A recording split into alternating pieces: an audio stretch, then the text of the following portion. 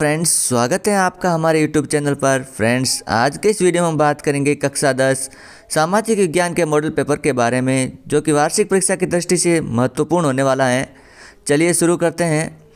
निम्न में से किसने आंदोलन से प्रेरित होकर भारत माता की विख्यात छवि को चित्रित किया?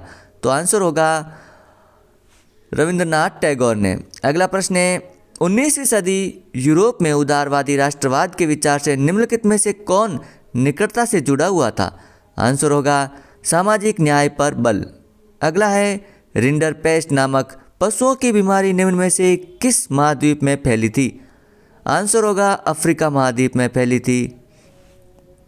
अगला प्रश्न है, सौर ऊर्जा किस प्रकार का संसाधन है? तो आंसर होगा नवीकरणीय संसाधन है।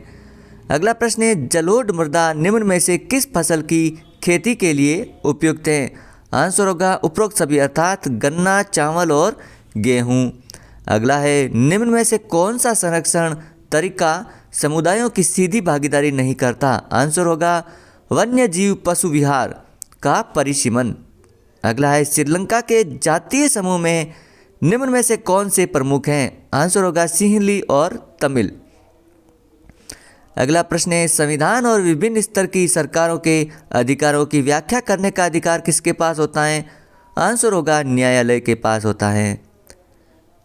अगला प्रश्न है, निम्न में से किस देश ने किसी भी धर्म को राजकीय धर्म के रूप में अंगीकार नहीं किया? आंसर होगा भारत ने।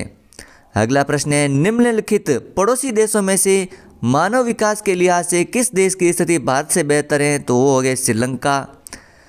द्वितीय क्षेत्र को कहा जाता है? आंसर होगा औद्योगिक क्षेत्र भी कहा जाता है। अगला प्रश्न है, एक ऐसा संगठन जिसका उद्देश्य ध्येय अंतर्राष्ट्रीय व्यापार को उदार बनाना है, वो है विश्व व्यापार संगठन। अगला प्रश्न है, रिक्त स्थानों की पूर्ति कीजिए। 18वीं सदी में मक्का के आयात पर लगी पाबंदी को कार्न लॉ के नाम से जाना जाता है। अगला है, भारत में प्रोजेक्ट टाइगर की शुरुआत 1973 में हुई थी।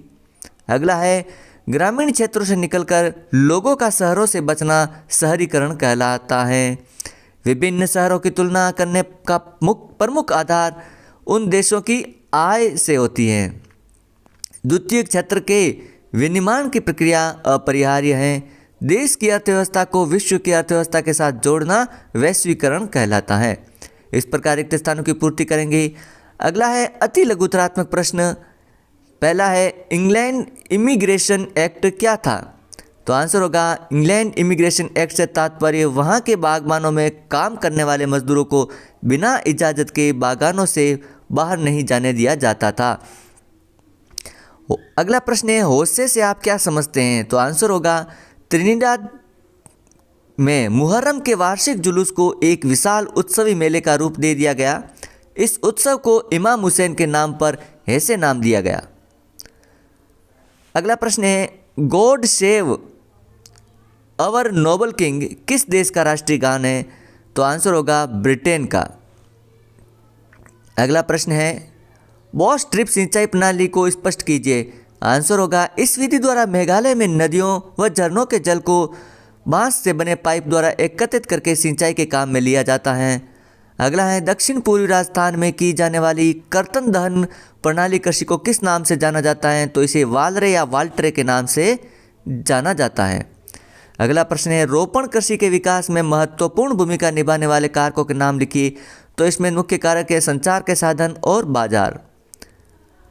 अगला प्रश्न है, बेल्जियम की सामुदायिक सरकार और श्रीलंका की बहुसंख्यवादी सरकार में अंतर स्पष्ट कीजिए। तो आंसर होगा बेल्जियम की सामुदायिक सरकार का चयन एक ही भाषा बोलने वाले लोग करते हैं, जबकि श्रीलंका की बहुसंख्यवादी सरकार को में एक सिंहली समुदाय का प्रभुत्व रहता है। अगला प्रश्न है, संघीय शासन व्यवस्था के कोई दो उद्देश्य बताएं। तो आंसर होगा देश की एकता की सुरक्षा करना और क्षेत्रीय विविधताओं को पूर्ण सम्मान देना।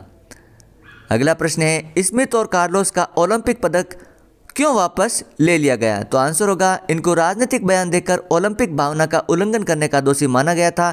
इसके कारण इनका ओलंपिक पदक वापस ले लिया गया। नवीकरणीय योग संसाधन के कोई दो उदाहरण लिखिए। आंसर होगा पवन ऊर्जा और सौर ऊर्जा। अगला प्रश्न है, जब हम प्राकृतिक उत्पादों को अन्य रूपों में परिवर्तित करते हैं तब यह गतिविधि किस आर्थिक क्षेत्र के अंतर्गत आती है? तो आंसर होगा आर्थिक क्षेत्र के अंतर्गत आती हैं।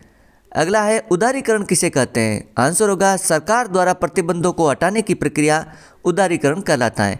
फ्रेंड्स, इस प्रकार आज का मॉडल पेपर कंप्लीट होता है। वीडियो अच्छा लगे तो लाइक और शेयर कीजिएगा। चैनल पर पहली बार तो चैनल को जरूर सब्सक्राइब करें। मिलते हैं अगले वीडियो में। Thank you.